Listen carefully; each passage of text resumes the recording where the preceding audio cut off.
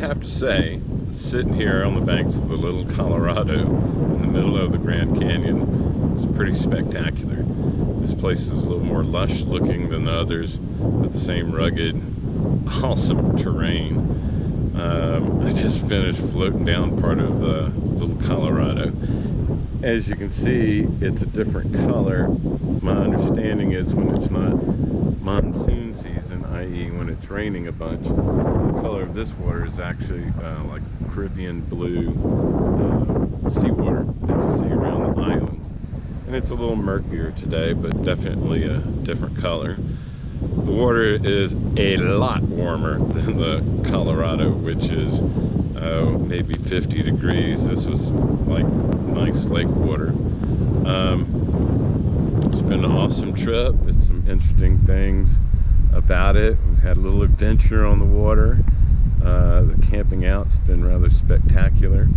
I've been sleeping out with no tent, and the stars have been as wonderful as I hoped once the moon sets. I think we're going to mosey down in a little bit and then have a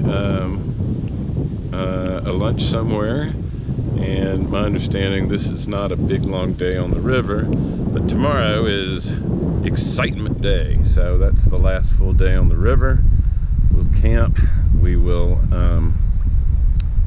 pack up our backpacks. Then the next morning early, we get a brief ride down the river to the bottom of the Bright Angel Trail and hike out. Now, the hike out is sounding less and less exciting the more I talk about it. So if I turn this thing around, okay, just trying to get you a scale.